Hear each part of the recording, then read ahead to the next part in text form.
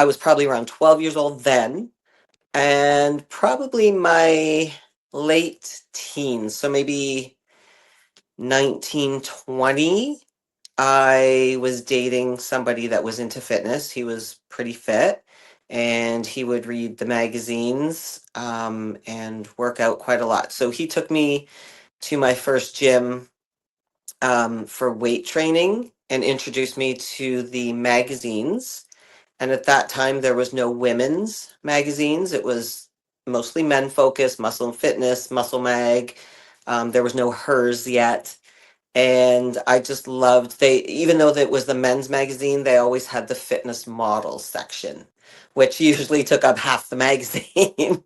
So it was women in bikinis, but very fit, muscular, but not to the extreme. And then in the back, they usually did have the competition pictures. So, like who had won and things like that. So, but I just loved the pictures of the fitness models.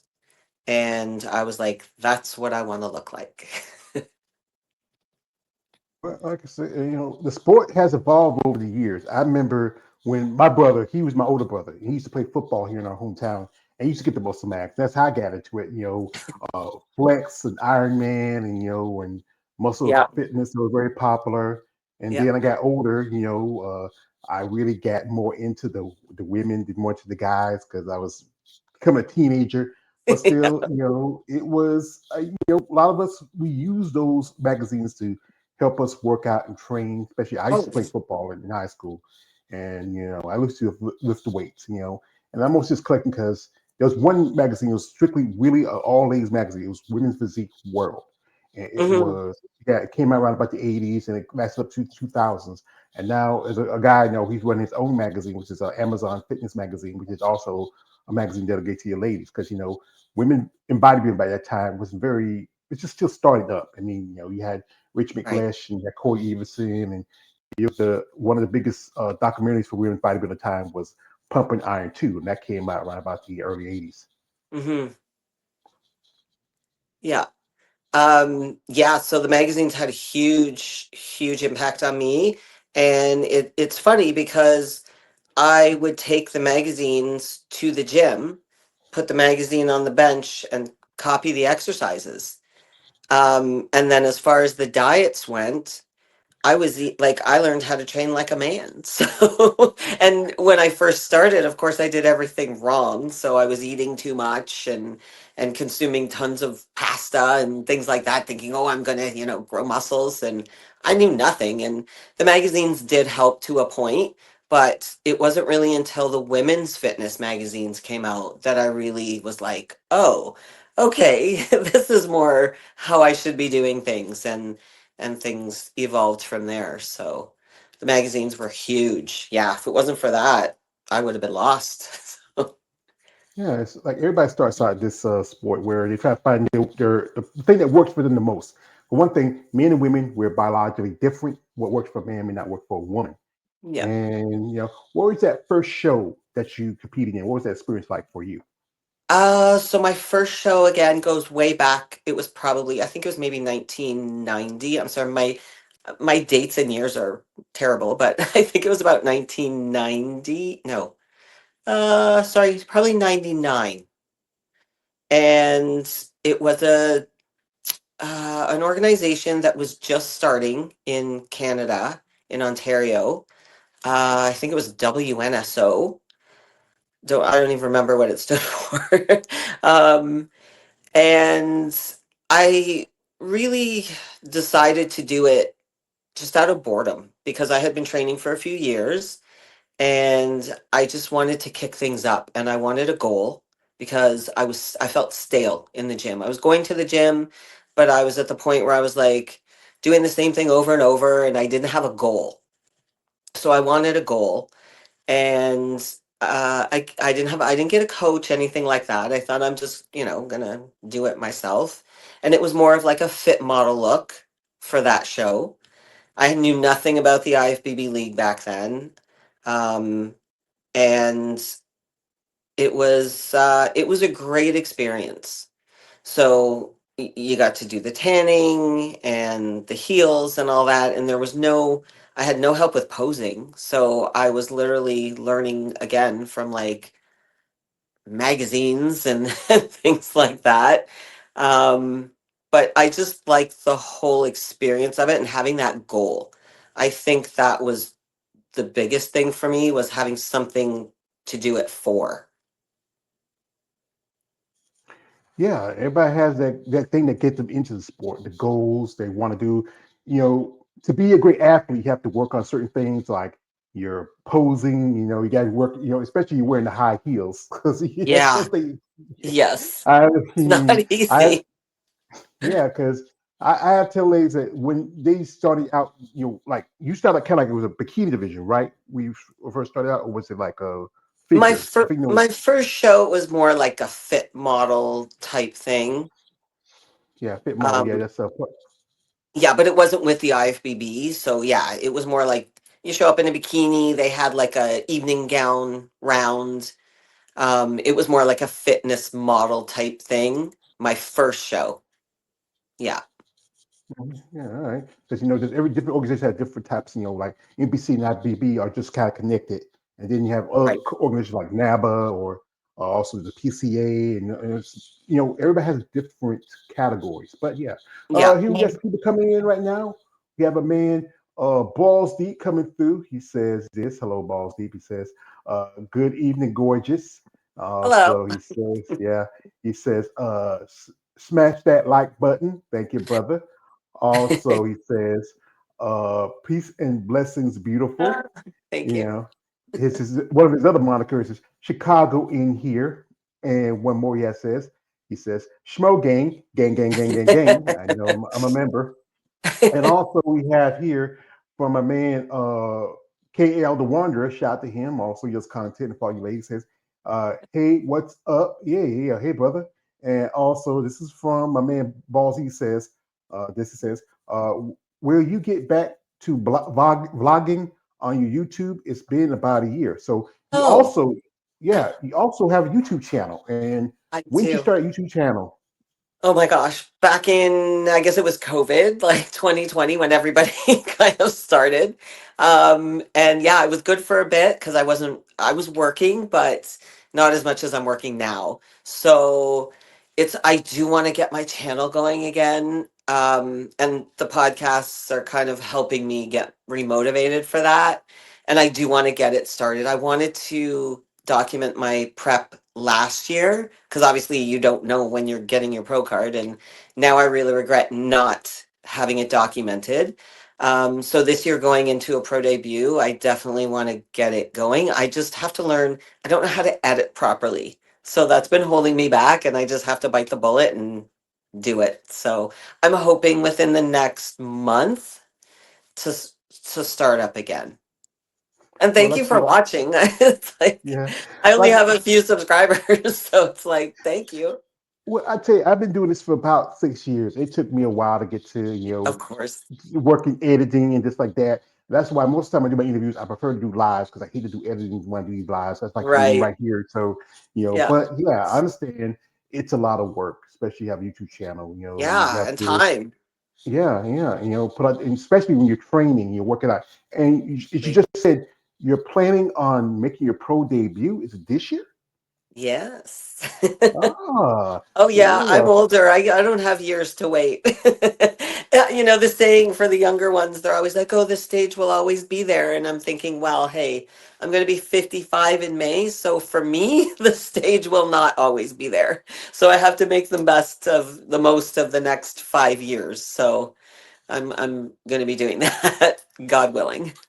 Well, like I said, congratulations. I mean, you pick a show yet? Because with your which you division you'll be doing bikini because where with bikini is a Yes. lot of shows, Right. a lot of opportunities. You don't have to train as much compared to like women's body physique or figure. You still have to be in good shape and condition. So Yeah. you have to pick a show yet, or you still just find out which one fits for you in your time. Yeah, I haven't set a date yet. I've been looking possibly May or June, maybe something in Florida. Just with our dollar is really tough right now. So the Arnold's is gonna break me. So I'm gonna have to recoup a bit from that. And then I'm hoping maybe a May or June show in Florida. And I still have to purchase my pro card, so it's 275 for the card American, but for Canadians it's almost $400. So just for the card alone is $400. So yeah, and I'm lucky because I do work my full-time job. I work at a supplement company in Canada called Popeye Supplements, and they're really supportive. So, I get a good discount on my supplements, so that helps. And they may help me this year too with some travels, so that would be fantastic.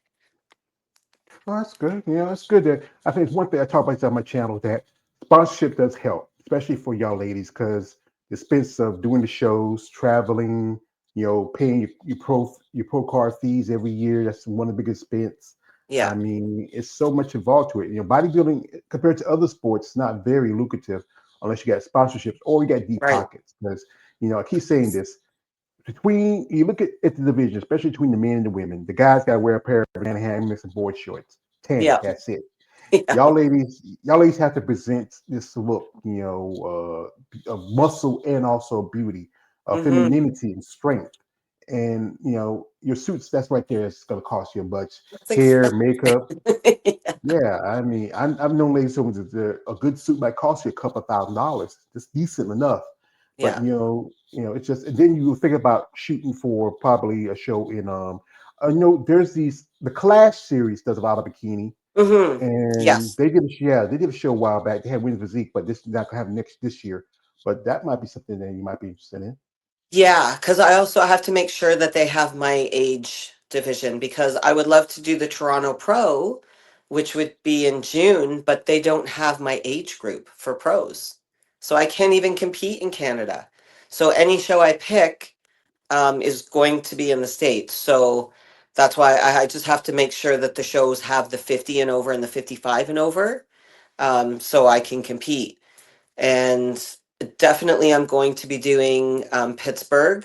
I'll do Worlds, so it's the same weekend as the North Americans, because at least I can drive there. I don't have to worry about flying, and I'm familiar. I've competed at North Americans there for a few years, so Pittsburgh. But that's the end of the summer, so I'd like to do a kind of a warm up show before that. That's why I say maybe something in Florida, possibly.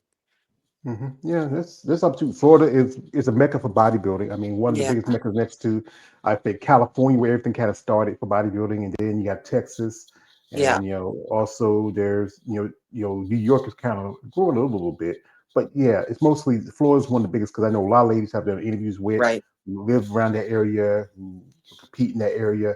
There's opportunities for you. Yes. Here this is from my man Balls Deep. He has comment. He says. She's sexy and swole as AF.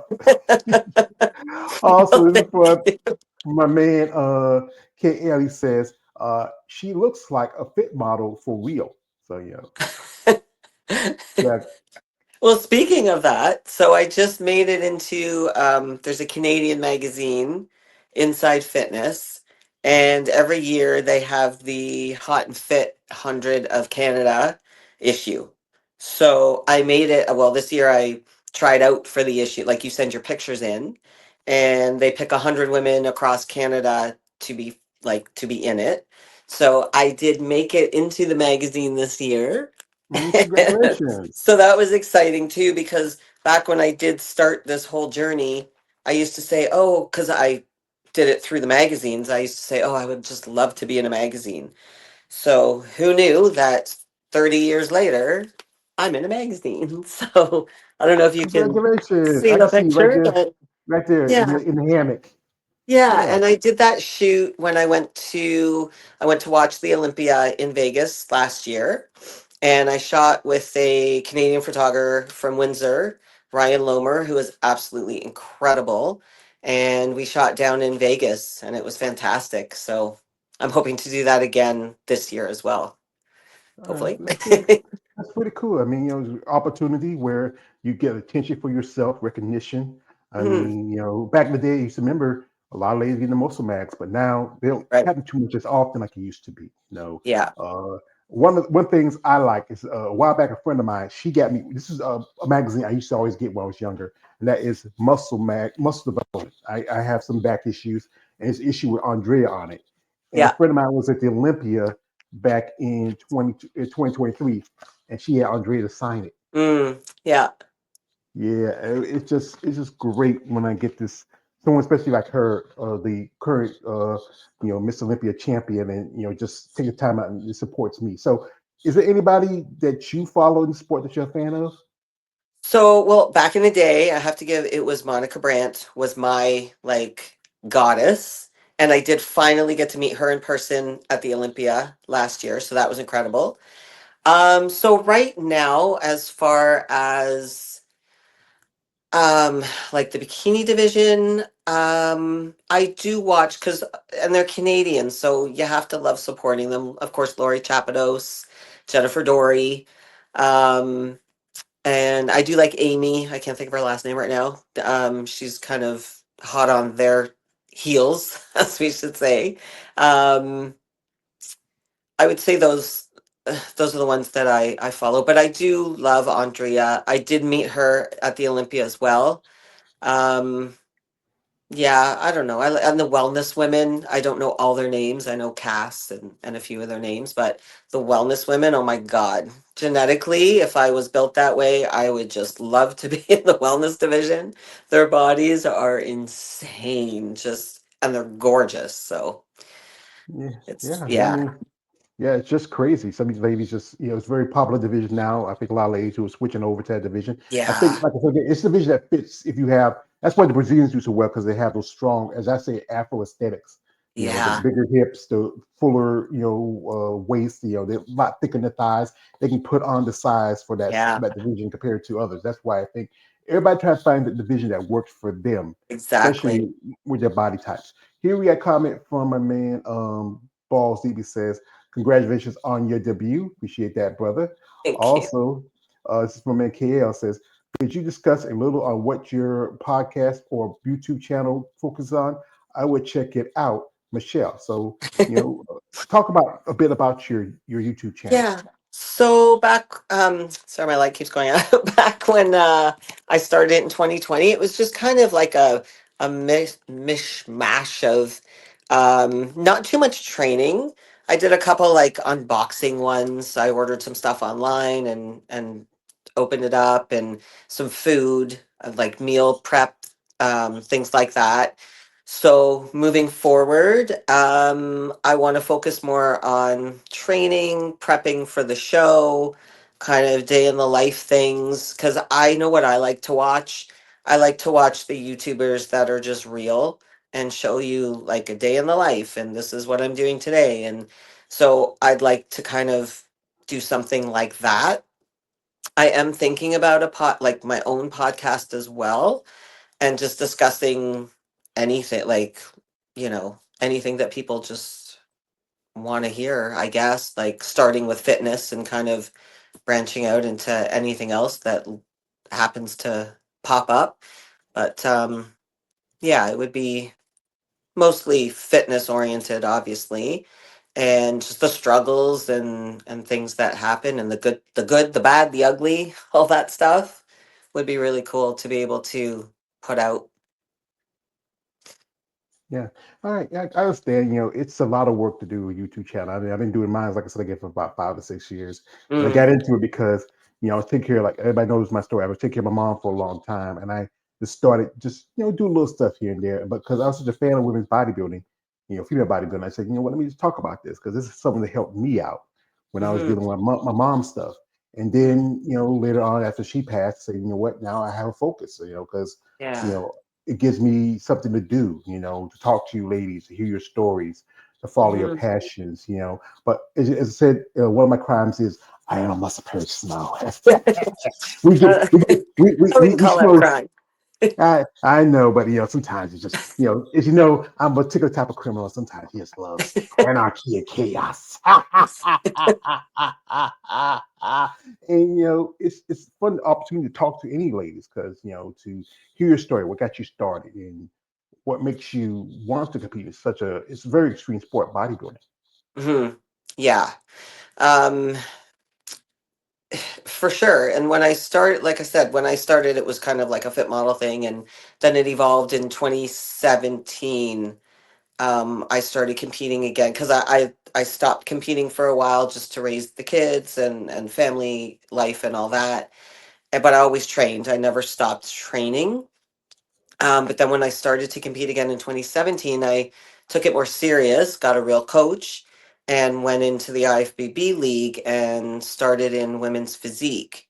Just because the coach I had at the time thought my body type was more that.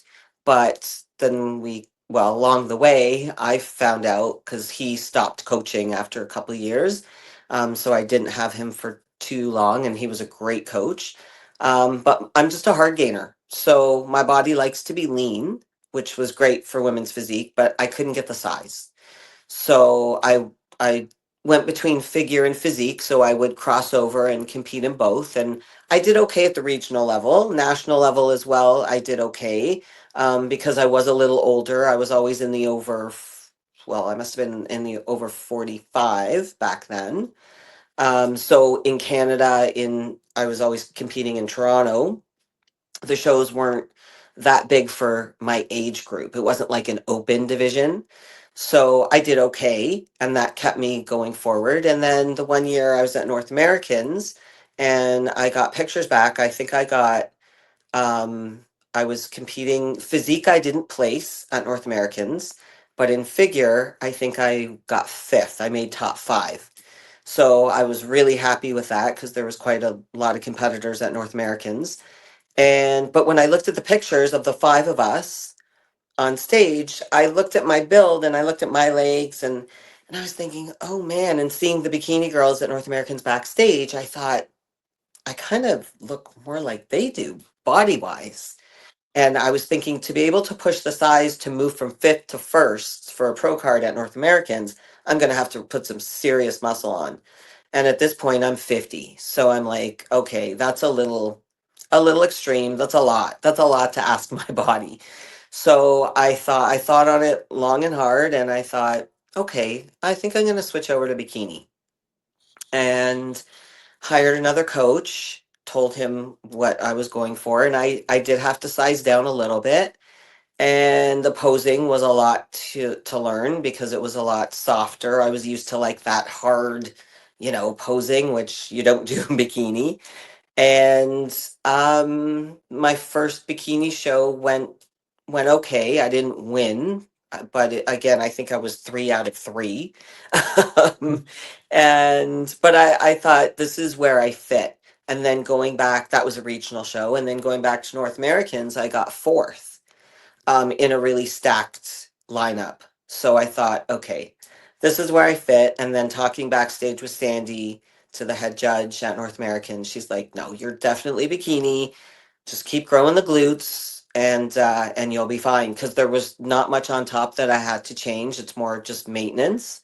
And it's really I focus on my bottom. So glutes and legs and keeping a tight waist and full glutes. So and then I came back the next year and I got my pro card. So bikini is where I landed and where my physique fit. So, but it took me a few years to figure that out. Yeah, because like I say, it's a process with Yeah. bodybuilding. Sometimes you just gotta work on the things that you gotta fix the most, and especially talking to somebody like Sandy Williamson. Sandy is like one of the top, Ugh, yeah. judges. Yeah, I Yeah. mean, she does. Yeah, she does North American. She does U.S. The National. She does the Rising Phoenix. She's all over the place. I mean, Yeah. and it's good to get that critique from her. We have some comments here from my man. This is from my man Balls. He says tatted muscle mommies.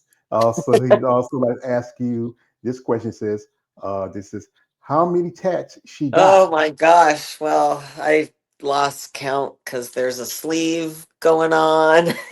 And yeah, I'm not your usual bikini competitor. Like in that style sense, I fit better into women's physique because I had the crazy hair and the tats. And I used to have full dreads.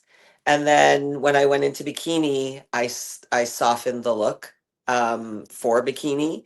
But the tattoos obviously are there. So I've lost count. I mean, it's mostly, I don't have any bottom half, like no leg tattoos, but everything is, you know, kind of, yeah, I couldn't count just because of the sleeves. So I don't know. I would, a lot. Yeah. Yeah, we have a comment from my man KL the Wonder. He says, she looks like she's wrestles in WWE. Also, he says this. He says, these Canadian bodybuilders, he's in love. So Actually, yeah. speaking of the WWE, so it has nothing to do with me, but back at the gym, because I grew up in Toronto and I live in Niagara Falls, Ontario now. I moved here many, many years ago, but when I lived in Toronto, Trish Stratus was just coming up into the wrestling, into WWE, and she used to train at one of the gyms that I trained out of. So she used to walk in, and I'd just be like, "Oh my God," because she was so beautiful and her body was great, and so that was pretty cool. And I met her a couple times, and just a sweetheart of a girl. So if anybody is a fan of her, she's great.